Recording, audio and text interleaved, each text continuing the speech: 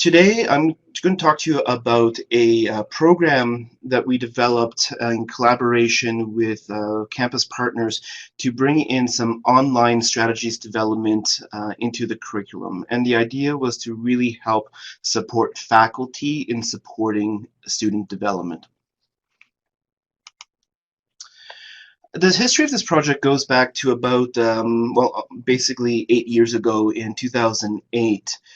We wanted to try and see if there was a way that we could improve the engagement of students on campus. And we got some funding from the NESE group, the National Survey on Student Engagement, to run a test using a first-year Women's Studies course to embed in writing instruction into the actual course, so that students would be learning how to write for their term papers actually within the classroom.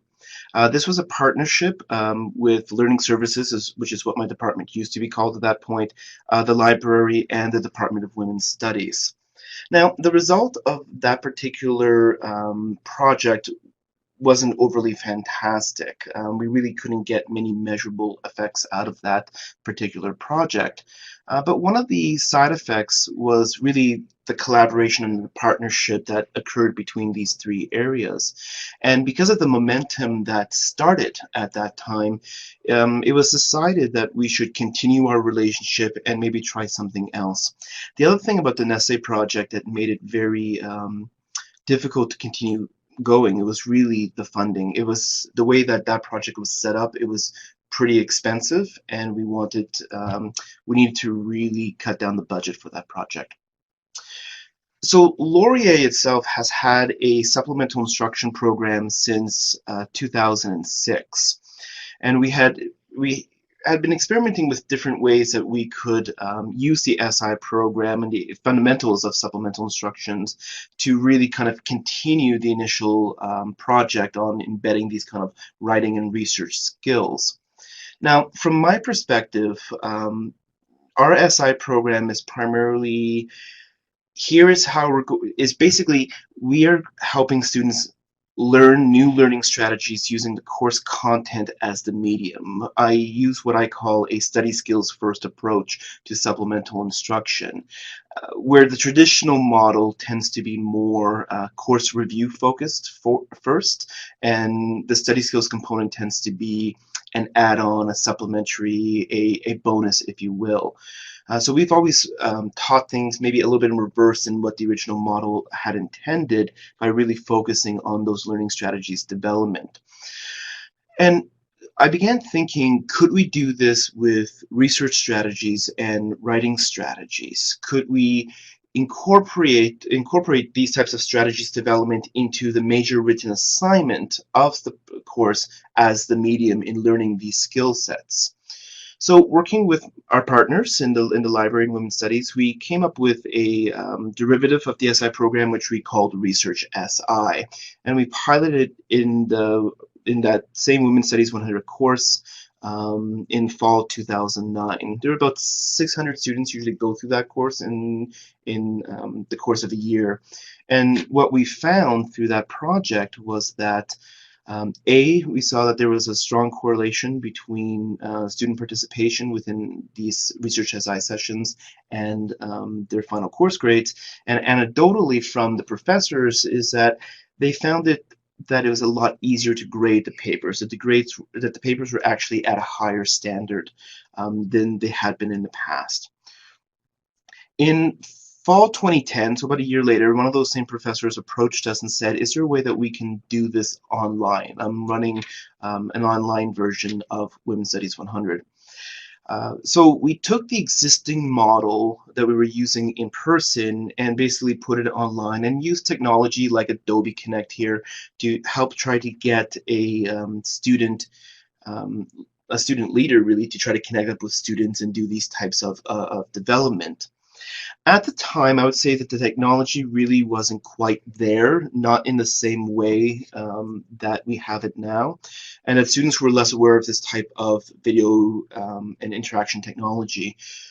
So I think future, Nowadays, if I redid the project in the same way, I think it would have been much better received. But at that time, students really did not take advantage of this online version of SI. I think one of the primary reasons when we talked to students was that they really wanted to, when they took an online course, it was to take the course so that it would work around their schedule as opposed to their schedule working around the course. They needed the flexibility within their time.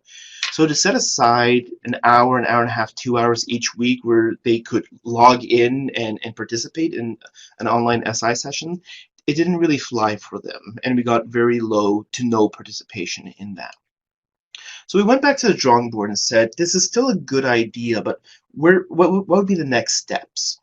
And what we decided to do was take out the actual SI leader in this case, and try to actually put the instruction within online modules, and then link those modules to specific activities that would help the students basically scaffold their way from the beginning of an assignment to the end of the assignment. It took us about 3 years to complete the modules, not because it was overly onerous, it's because, to be honest, it wasn't the highest priority on our lists. So they got worked on basically over 3 summer periods because during the year it was a little bit too hectic. And we finally piloted these online modules in the winter of 2014. So for those of you international, that would be between January and April, in this new kind of online research SI pilot. And we had 2 professors step forward who really wanted to try this out. One was a second-year religion course in Buddhism, and the second one was a third-year chemistry course in chemical literature and scientific communication. Now, I'm going to talk a little bit more about the chemistry course and kind of where it fits within the curriculum so that you understand that one a little bit better.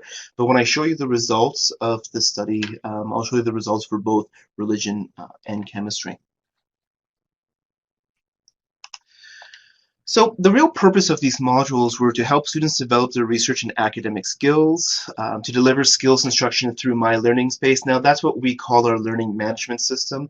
We use what used to be called Desire to Learn, which has since been rebranded as Brightspace. And we really wanted these modules to be integrated into the course. So we built each of these modules within the learning management system using the learning management system's tools, and using the export and import functionality, we were able to basically create modules that people can download and import into their actual courses. And we wanted to really allow students to apply the instruction to the course's major written assignment. I'm under the belief that the application is extremely important. You know, we can stand up and talk about the instruction and talk about the theoretical, but a lot of times the students have a hard time connecting that to the applied. And we really wanted to give them activities to help them over that hump. The model for these modules, basically we had a menu of 10 research strategies modules that faculty or professors or academic staff, however you want to call them, could choose from to match the specifics of their course assignments. As I mentioned, these modules were imported into their existing online courses, and I'm sure this is the same as most of you and your institutions. In this case, when I say online course, it's less that this is a course only offered online. These courses themselves actually had an on-campus component, but like most on-campus components, they have this virtual classroom that students can engage in as well. Students did receive grades for completion of each of the modules, and that was important to us. Some faculty members wanted these modules just for reference, and we did actually refuse them at the time, because the purpose behind these modules were primarily curricular. These activities that we created they're a little onerous. You know, you have to put thought and work into them to make sure that they're effective. And we wanted to ensure that each one could be worth anywhere between 2 and 5% each. And as many of you know, we can put resources online, but many students never really access those resources. So we really wanted to have the carrot, if you will, the stick at the carrot at the end of the stick, the incentive to get the students to actually take this seriously. Whether they did, well, we can discuss that in a little bit. The grading of each modules, we offered various options. The professors themselves could grade the activities submitted by the modules. The teaching assistant within the course could do it, or we could hire someone through our office, provide them with training, connect them with the professor, and they could do that.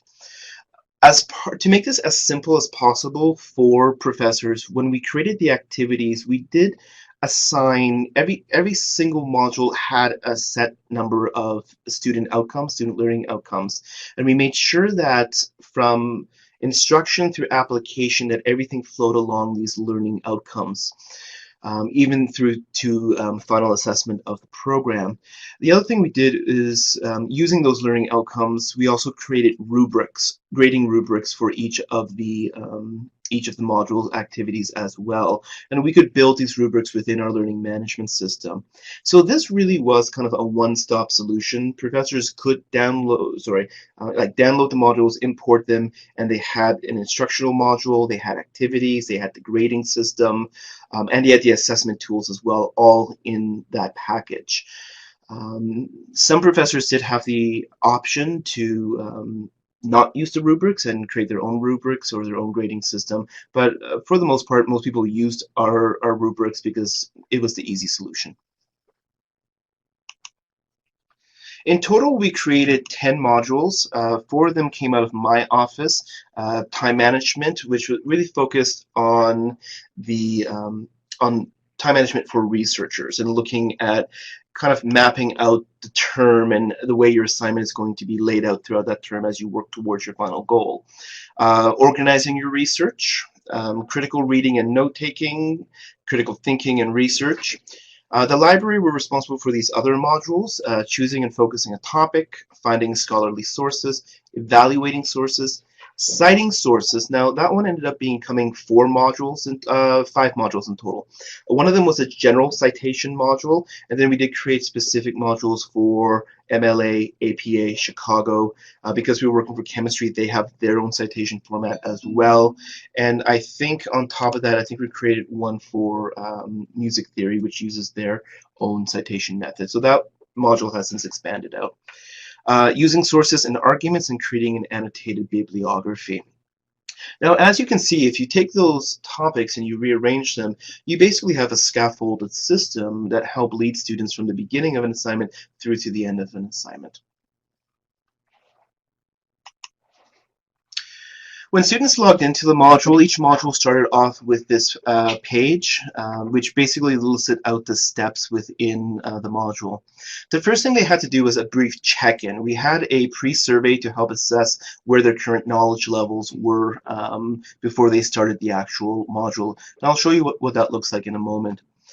Then they moved on to actually watching the video of the workshops and all the instructional components. We did include additional resources. They weren't necessary to read, but students could decide if they needed the additional help. They had those links to those resources. Once that was completed, they would download the activity, and each activity was designed so that it was applicable to the assignment. So we created it generic enough that it would fit any of the different types of writing assignments professors could provide. And the goal was that as they completed each of these activities and each of these assignments, that they would actually be working towards the final product.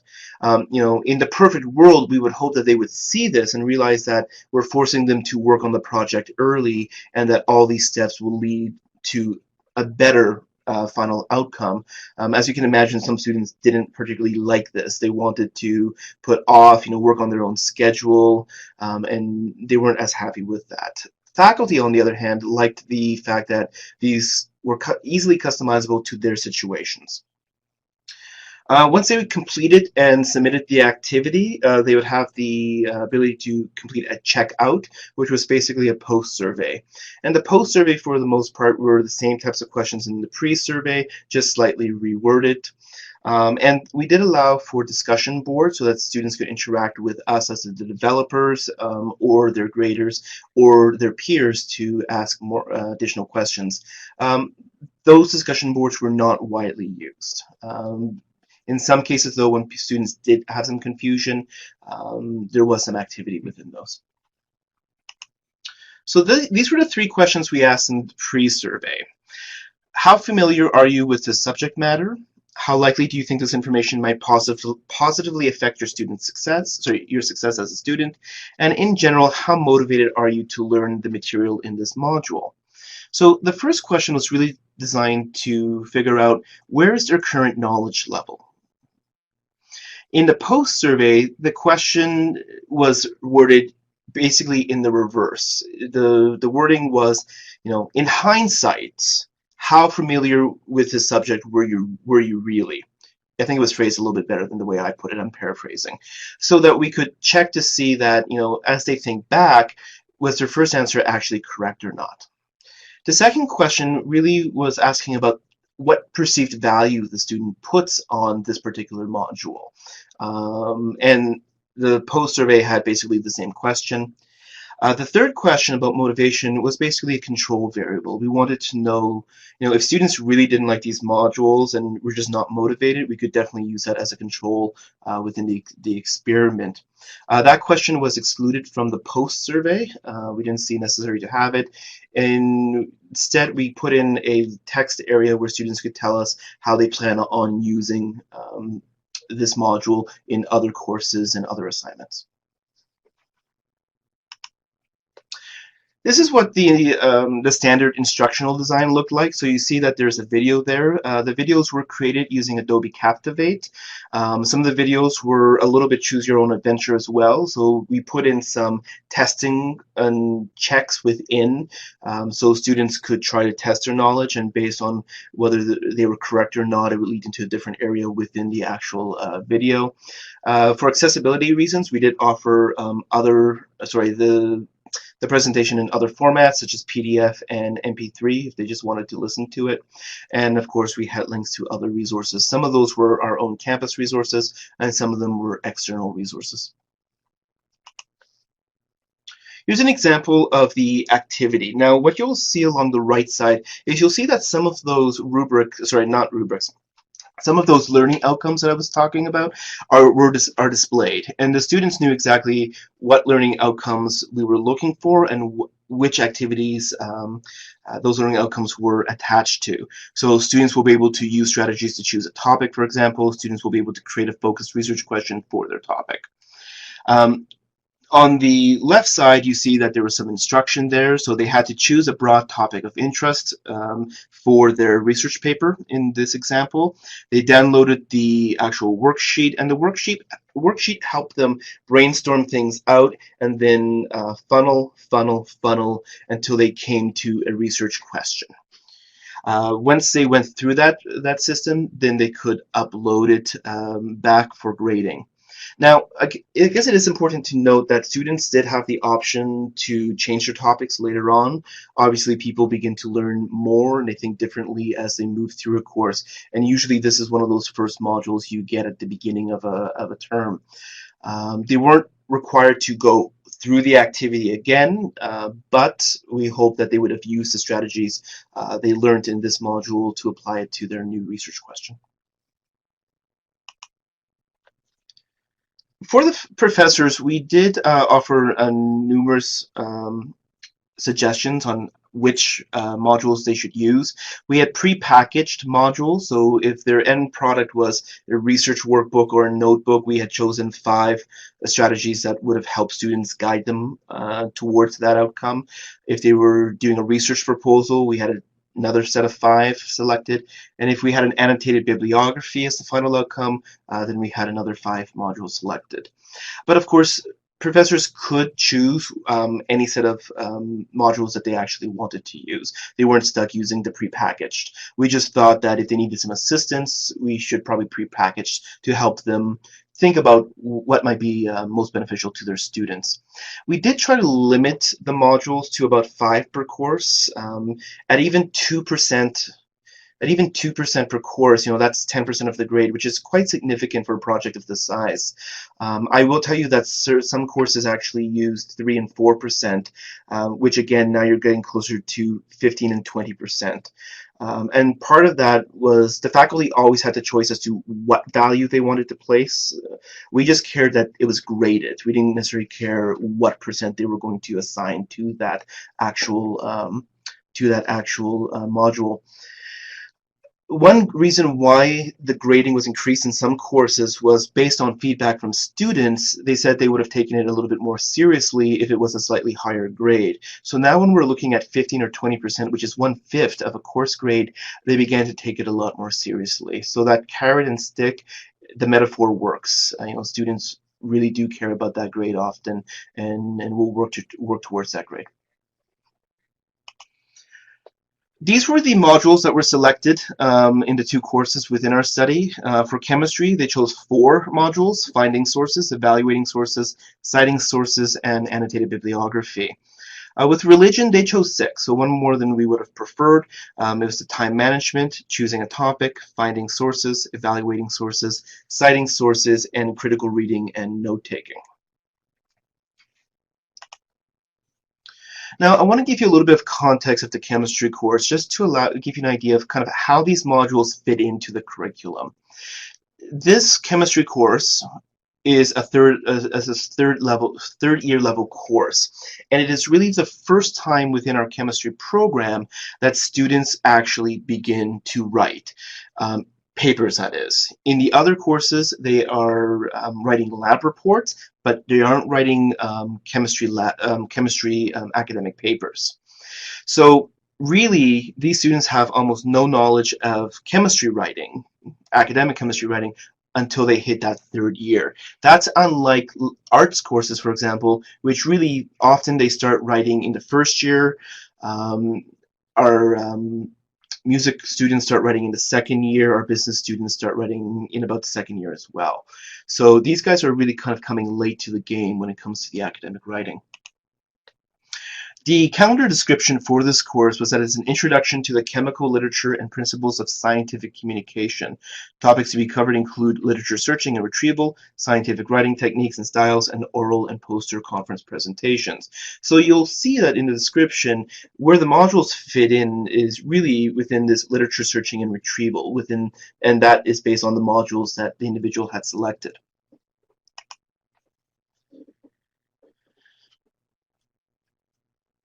In the 4th year of chemistry, students have the possibility of doing an honors thesis. Now, if they do the 4th year course, they don't have to do the 3rd year course, but it is highly recommended so that they have that writing background and knowledge and instruction before they go into their thesis. If the student chooses not to do a research thesis, then this 3rd year course is mandatory for them. Now, the professor took a lot of time thinking about what were the selected course outcomes. What did she want the students to get out of this course? And what she did was she aligned her course outcomes to the Chemical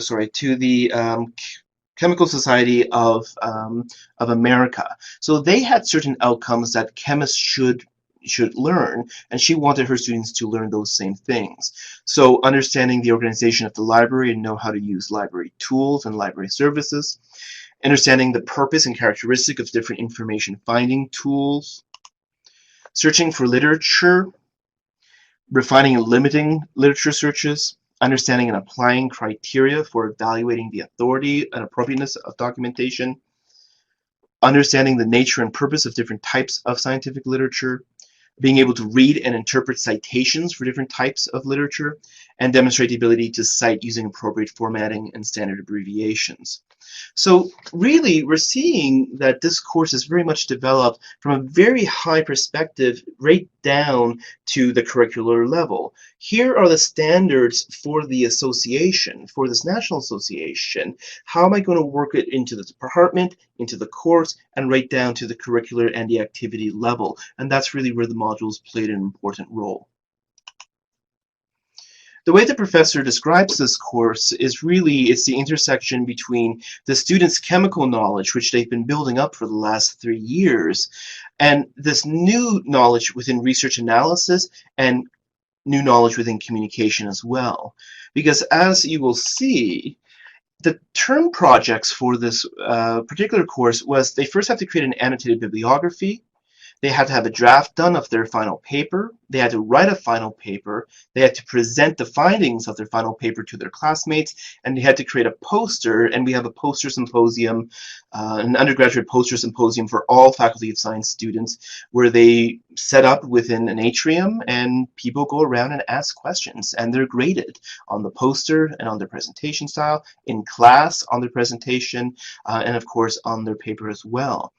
The modules which I'm talking about fit in nicely before this, so earlier on in the term. They started in about the 3rd week of the term and lasted for 4 weeks, so one module each week, which led them to their first major assignment due, which was the annotated bibliography. So what you're seeing here really is a real scaffolding of skills development, again, from the base unit up through the levels. So how do we assess this program? Well, we really looked at 3 different methodologies here. The first thing I wanted to really do was look at those pre and post module surveys. And what we did was we used a paired or dependent t-test to look at the mean scores within those surveys and see whether there was any real significant movement. At the end of the course, we also did a post-course survey, and we created questions based on the learning objectives that were used within each particular course. And based on the responses, we used 1 sample t-tests to see whether the results were significant or not. And lastly, we wanted to know, is there a relationship between the modules and assignment grades? And to do this, we used bivariate correlation. So let's start with the pre and post module surveys, and I've brought back in the religion course for this.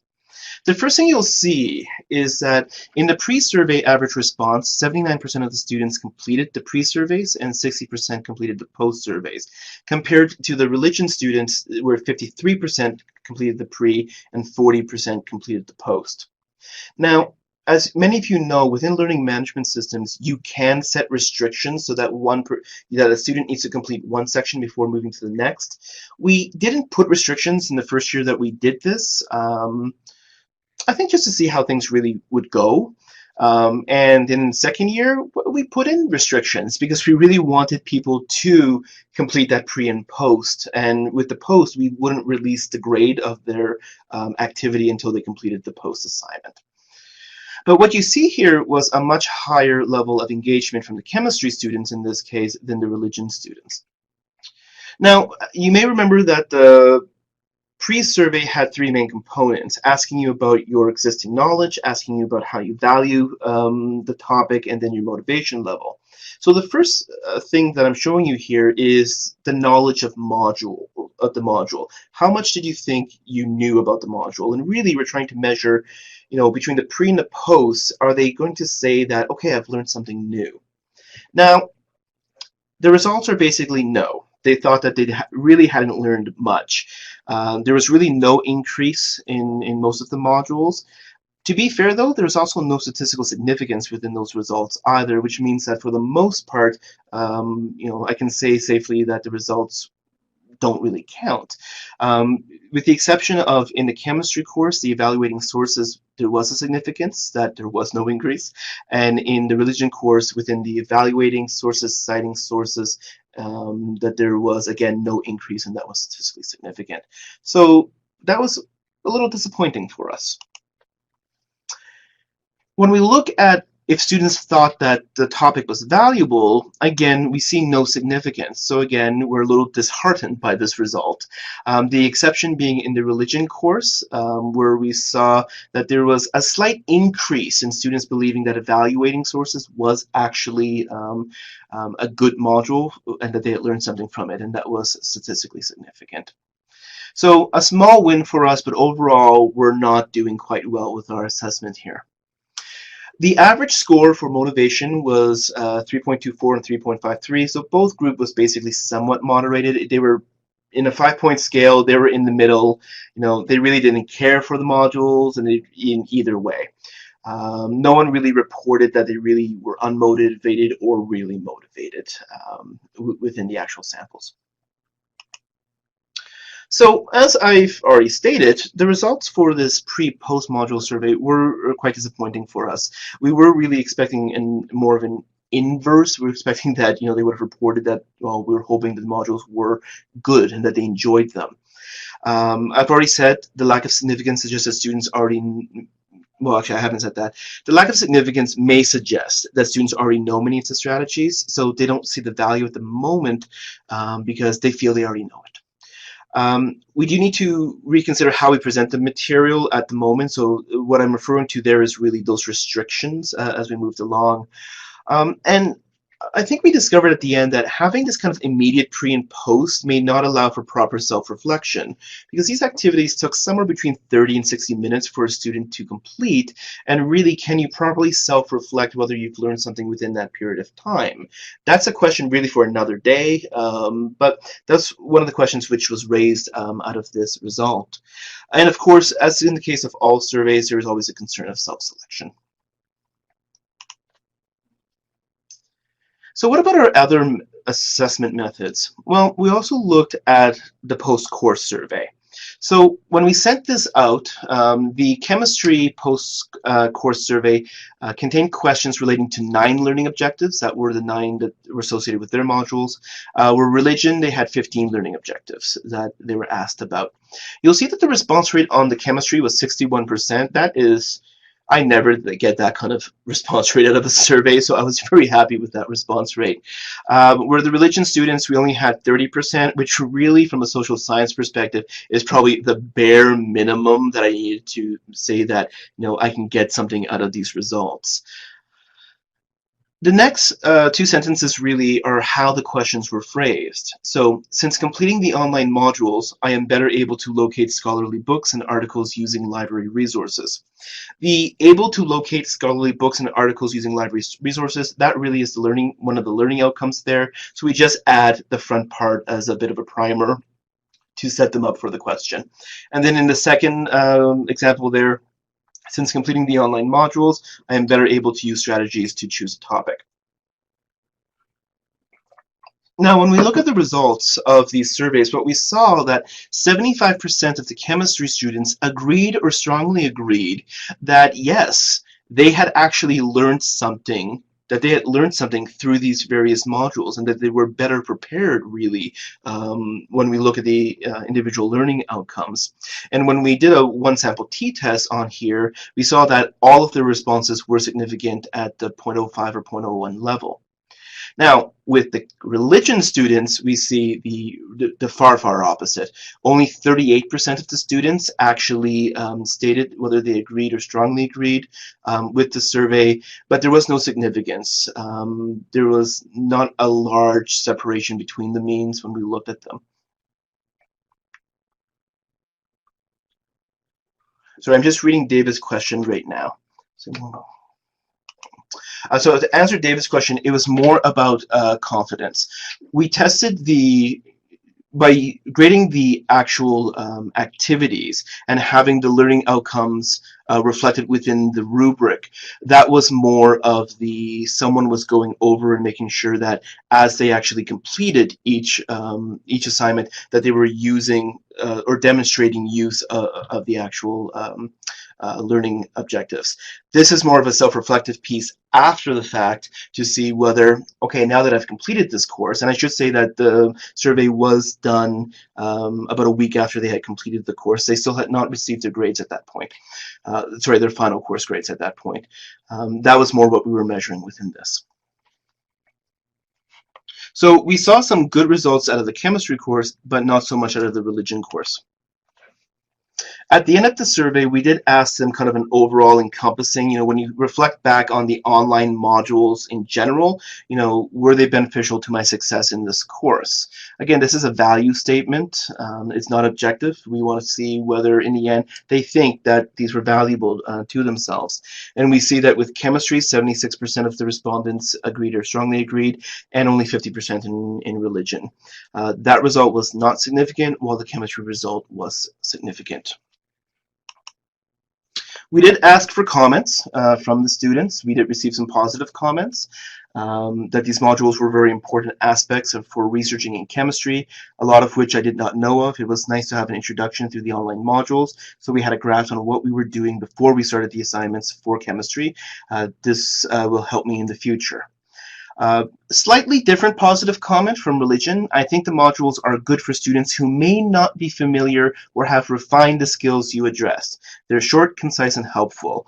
So it's positive in the sense that the person says, they're not bad for someone else. That's kind of how I interpret that, that positive comment. Of course, along with positive comments, one gets negative comments. The material we learned in class was sufficient enough to allow us to complete our assignments. The online modules were useless. Don't do them, waste of everybody's time. If you don't know how to do this stuff by now, then why are you in university? They are dumb, use that in your report. I have to admit I chuckle every single time that I look at that line, because I'm sure when the person actually wrote it down, they actually thought I would never use it in my report, and I do quite like bringing it up.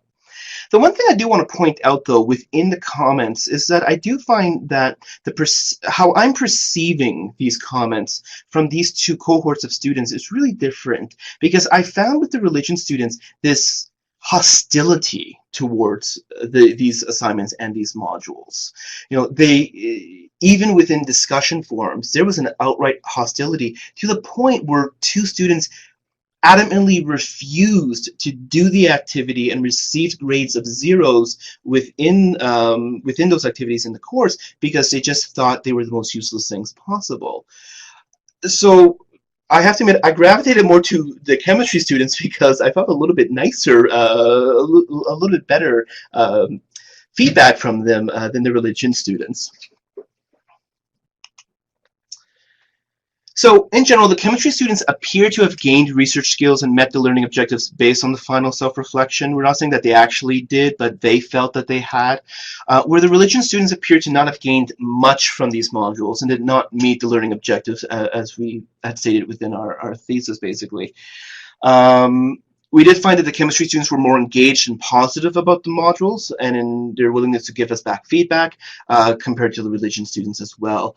And of course, as in case of all surveys, there is always concerns of self-selection. So the last thing we wanted to do was see, all right, we've looked at what they think about these learning outcomes. Let's look at the grades now. So we did a number of bivariate correlations just to see how things interrelated. The first thing was we wanted to see whether the grades within the modules would actually correlate with each other. Or in other words, if you did well on one of the modules activities, how likely were you to do well on another module activity? And actually, the results were kind of interesting. In the case of chemistry, only about half the modules actually correlated with each other. So it wasn't as strict, that if you did well in one, you did well in the other. Where in the religion course, they basically all positively related to each other, with the exception of time management and citations. In the case of the time management module, they hated that module beyond belief. I can't tell you the feedback I got on that module. And the citations module, I think they found more difficult than they had actually expected. We also wanted to see, is there a relationship between the modules and then the activity that came right after completion of those modules? So in the case of the chemistry, how well did the module grades correlate to their annotated bibliography? And in the religion course, how well did the module grades correlate to their final term paper? What we found was in chemistry, there was a positive relationship between the modules and the annotated bibliography. So that was their first written assignment. We decided to continue and look and see, All right, well, is there a correlation with the final term paper as well? And what we found was that the modules did not correlate with that paper. Instead, the annotated bibliography correlated. And what I'm wondering as I've been thinking through this is whether we're seeing a bit of scaffolding being represented actually within the correlation. We're seeing the modules correlate to the next step up, the annotated bibliography, and then that kind of drops off, and the annotated bibliography, which is meant as the next scaffold to the paper, is correlating positively. And I need to do a little bit more looking into that to come to a final conclusion. In the case of the religion course, what we found that there was a positive relationship between the modules and the final paper, again with the exception of that citation module. However, I'm less likely, based on all of this research, I am less likely to say that the religion course, that the modules actually helped with the final term paper, and I'm more likely to actually conclude in this that the data actually suggests that the chemistry students learned from the modules and positively applied the strategies to their assignments, thus benefiting from them. But while there was this positive relationship between the module success and the assignment success, the data suggests that the religion students had already developed appropriate strategies and did not benefit from the modules at all. And that's based off of their testimonials, that's based off of the feedback on the surveys as well. Therefore, we've come to the conclusion that these online modules may be best suited in courses where students are first introduced to research literacy and writing. So first year for arts courses, second year and third year in science courses, and second year for music courses. I do say, though, that there is a potential of possibly scaffolding up or creating novice, intermediate, and master modules for the various levels, and that's something which we have considered, but just haven't had the time to do yet. Anecdotally, though, from the religion, from the person who actually graded the religion modules, one benefit he did say to having the scaffolded module approach was that it did allow him to intervene in the research and writing process early in the term, so that students, when they went off track, he was able to bring them back much sooner than waiting until halfway or three-quarters way through the term. So that's my presentation, and I'm open to questions about it. The evolution of the creation of these online modules and how we've worked with faculty to embed them within the curriculum through an online medium to help scaffold learning strategies and research strategies into the curriculum.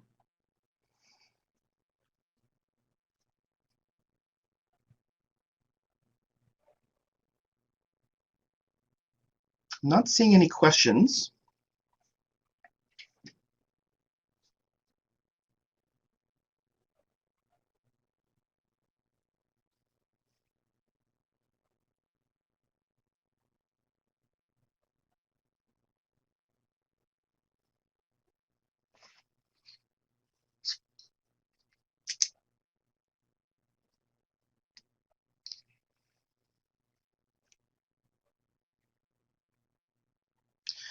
Hostility from the religion students. I don't know how much more I can actually add to that.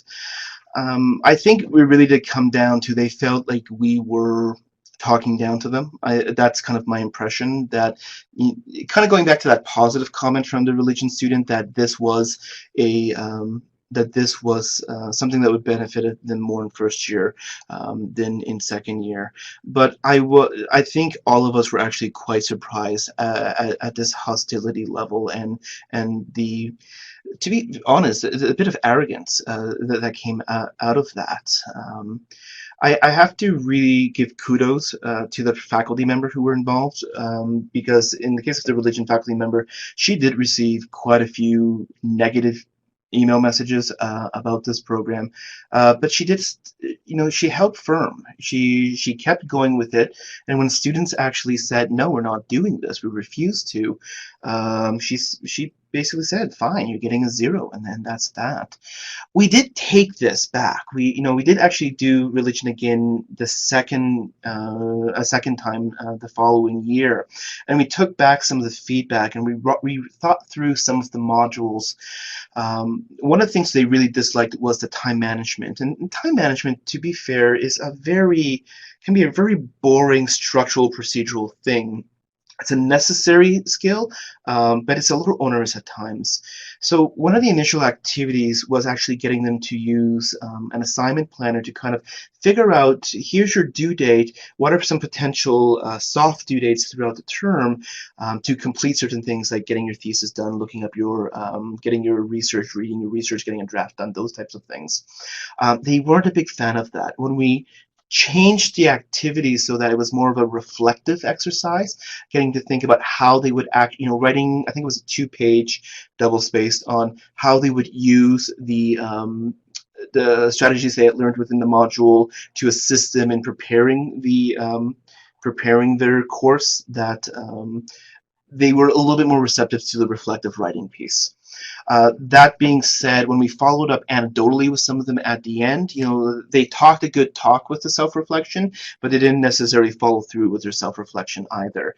And to be fair, just because you come up with a schedule doesn't mean you're going to follow that schedule. So I know that same outcome was probably true for the first activity.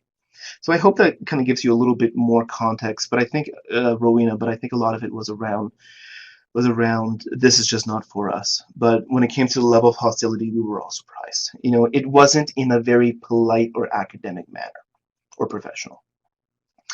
Are you supporting any new courses this term, Anne-Marie? No. Unfortunately, we are victims of like a lot of you, to budget restrictions.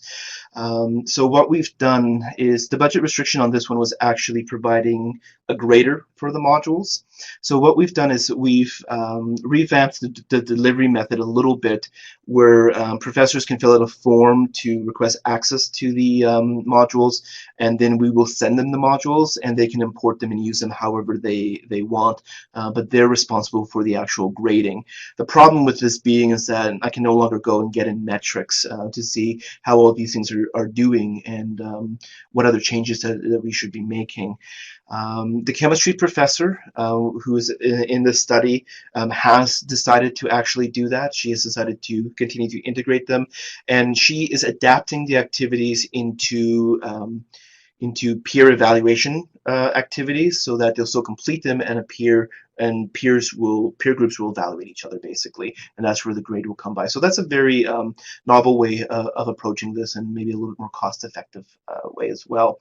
We're not doing it in religion simply because that professor is on sabbatical, and I think retires immediately after that sabbatical. The modules are available, but we're not actively promoting them at this time either. David, a comment. I think in the personal testimonial is more reliable than correlations between marks when it comes to the student experience.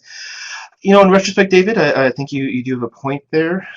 We were trying to keep the surveys short. I know many of you probably know getting them to fill out surveys can be extremely, well, they don't like doing it when they're very long. I think, though, part of that we would also have to have waited to see, let the students get their final mark. And in some cases, they didn't get their marks until after the term was done.